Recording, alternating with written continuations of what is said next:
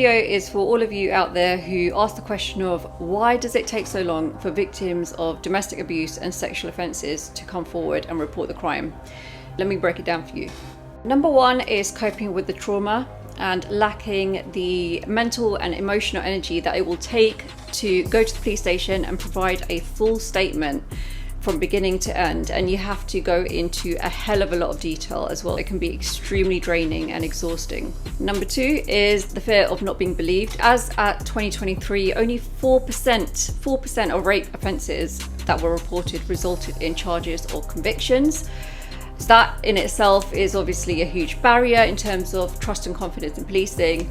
There are also the numerous reports out there and news articles around the problem of misogyny within policing itself as well.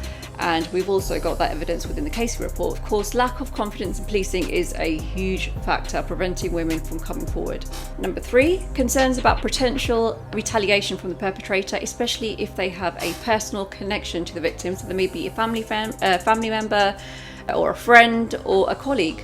Just throwing it out there, I know a couple of people who have reported instances of domestic abuse or sexual offences, harassment, and they work with the perpetrator, and what's ended up happening is actually the victim who has been ostracised and faced severe career-ending consequences, such as being completely blocked from promotions, or worse still, being pushed out of the organisation, because it's actually the man who has had all the support from his boys in the boys' club.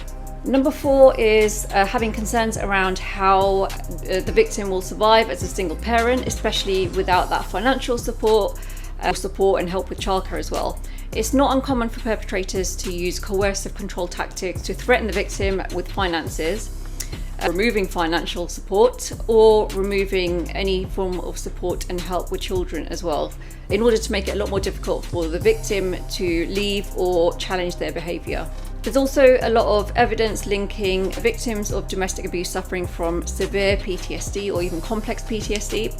And what happens is they end up feeling extremely low in self-confidence, self-esteem, and they actually end up blaming themselves for the abuse, because the perpetrator has been inflicting so much trauma and gaslighting tactics on a daily basis that they've reached a point where they actually blame themselves for the abuse. Number six, they may have also had past negative experiences with law enforcement.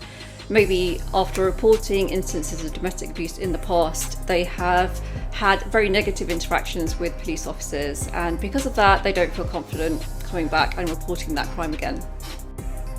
Number seven, the victim may feel as if there isn't enough protection offered after reporting the offence of domestic abuse or sexual assault or rape, and there may be inconsistent communication and limited reassurance when it comes to how well they will be protected after reporting the offence. Number eight, the victim may also be feeling very discouraged by police officers from pursuing the case and feel re-traumatised during the video statement process as well. As I mentioned earlier, it's extremely draining and you have to go into a hell of a lot of detail, especially if the investigator who is interviewing them is coming across quite judgmental and even blaming the victim as well.